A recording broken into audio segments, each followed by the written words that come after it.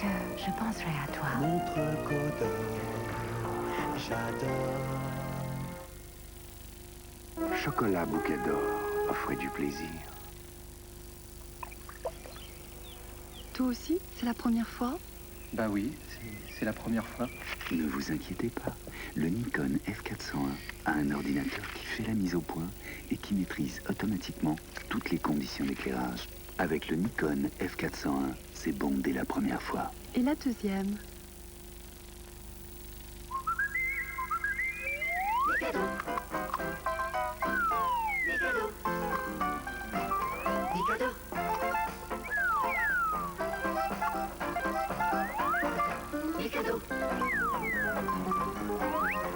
Mikado, un biscuit lu au chocolat fin.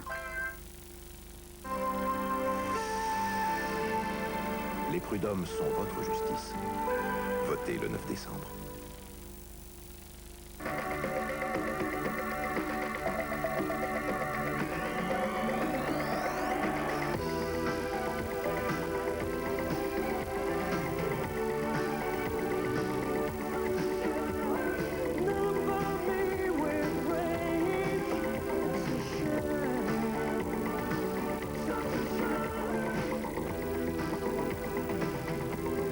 Sacré 205, j'aime ton numéro.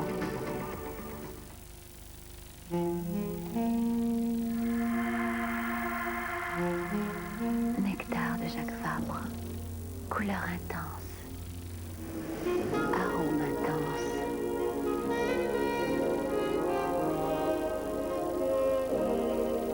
Moment intense, moment nectar.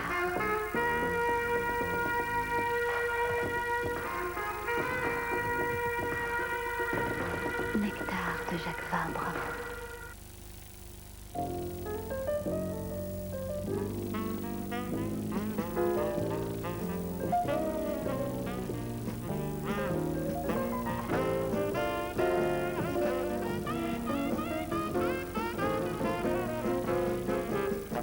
Ethan, fais-moi du cinéma. One Man Show, One Man Show. One Man Show de Jacques Bogart? Oui, mais Jacques Bogart ne crée que pour l'homme. J'espère bien. One Man Show de Jacques Bogart.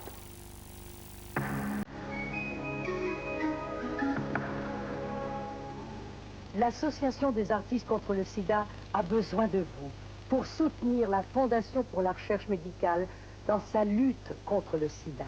Mais vous pouvez tous nous aider depuis chez vous en participant à la grande tombola de l'espoir, c'est-à-dire en découpant dans ces journaux vos bulletins de participation.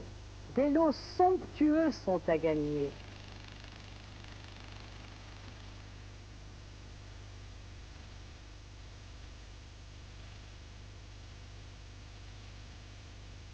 Le tirage de la tombola aura lieu avec d'autres amis artistes autour de moi dans l'émission Gala de l'Espoir le dimanche 13 décembre à 20h30 sur FR3.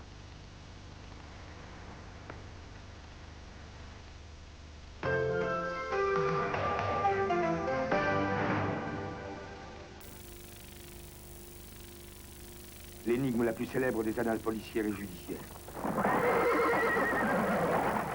Le Turc est-il la victime de la faiblesse du témoignage humain ou bien, malgré ses dénégations, est-il coupable?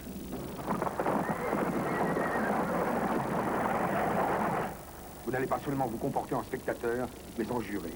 Car c'est vous, oui vous, qui chaque soir, après 2 siècles, allez exprimer votre conviction.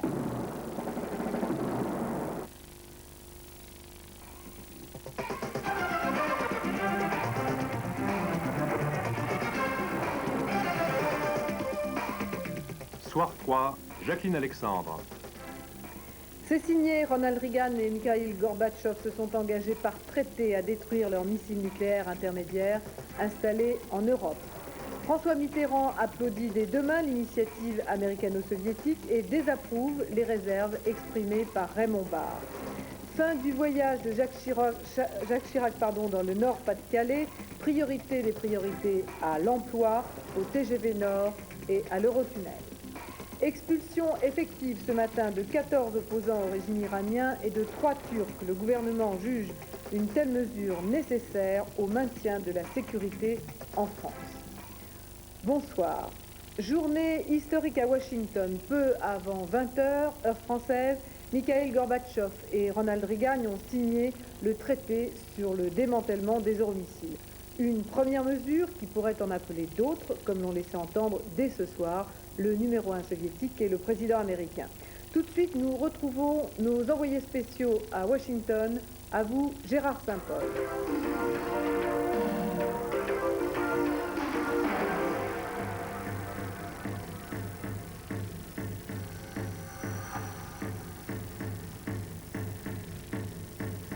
Ici Washington, good evening, dobry večer, bonsoir. Le russo-américain est de mise, les soviétiques sont là, Mikhail Gorbatchev et Ronald Reagan ont signé un accord qualifié d'historique sur les armements nucléaires intermédiaires. Quelle évolution! Lorsque l'on pense qu'au début de son premier mandat, Ronald Reagan, pour désigner l'Union soviétique, parlait de l'empire du mal.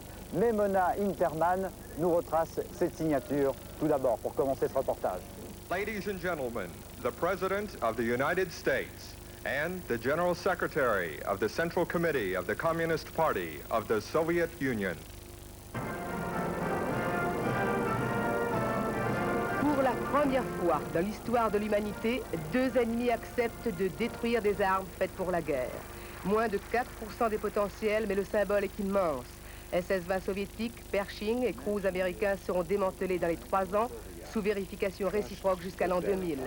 Nous ferons confiance en vérifiant, a lancé Reagan, en citant un proverbe russe.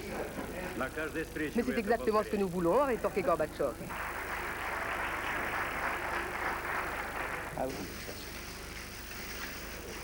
Pour l'Europe de l'Ouest, moins d'armement sur son sol ne signifiera pas obligatoirement plus de sécurité. Physiquement, la possibilité d'une riposte nucléaire américaine est diminuée. Il reste donc aux Européens qui sont spectateurs à réfléchir à l'avenir de leur défense.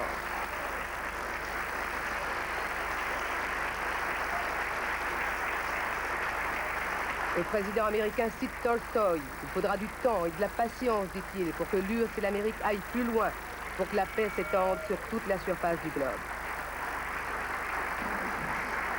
Après la signature et malgré l'euphorie du moment, Reagan va dire à Gorbatchev, en s'adressant à toute l'Amérique, qu'il ne peut y avoir de véritable confiance sans la liberté de conscience, la liberté d'information, la liberté de publication.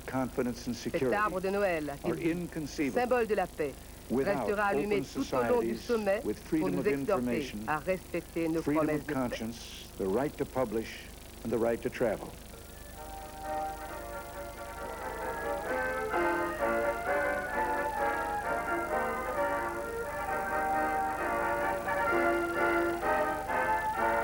La Maison-Blanche avait pris ce matin ses airs de fête et de grandes occasions, pour 3 jours d'ailleurs. Mikhail Gorbatchev, arrivé dès hier soir, n'avait pas vu le président Reagan, ce n'était pas prévu par le protocole. Il avait passé la nuit à l'ambassade de l'Union soviétique, à quelques, disons, encablures de la Maison-Blanche, où il a donc été reçu ce matin avec le super tapis rouge des événements historiques. Mona Interman. Washington, 10h03, le sommet de toutes les surprises peut commencer entre deux hommes qui se connaissent mieux après leur rencontre de Genève et de Reykjavik. C'est la première fois que Gorbatchev vient aux États-Unis. La dernière rencontre américano-soviétique en terre américaine remonte à 1973 lors du sommet Nixon-Brejnev. Il y a un an, peu de gens auraient parié sur ce sommet historique qui signera l'élimination des euromissiles. Le président Reagan souligne les différences, les antagonismes entre les systèmes politiques des deux pays.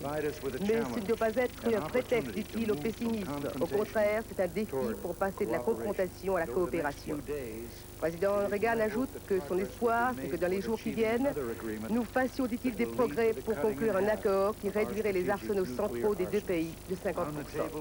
Le président ajoute que sur la table des négociations, il y aura aussi autre chose. Y figureront, dit-il, les questions des droits de l'homme sur lesquelles nous nous sommes profondément engagés. Sur cette dernière phrase, Gorbatchev était resté impassible. Dans son discours, Gorbatchev reprend la proposition de Reagan pour diminuer de 50% les stocks nucléaires des deux pays, 12 000 têtes de chaque côté. Gorbatchev va plus loin, il souhaite un monde sans armes nucléaires, une carte dangereuse pour l'Europe de l'Ouest. Précision de Gorbatchev à lire entre les lignes, l'évolution des rapports entre les deux pays est liée à son leadership, à sa politique d'ouverture et de restructuration.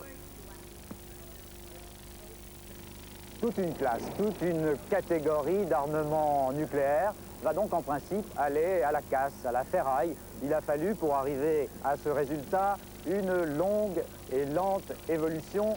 Hubert Coudurier nous parle de la bataille des euromissiles. Les SS-20 soviétiques apparaissent en 1977.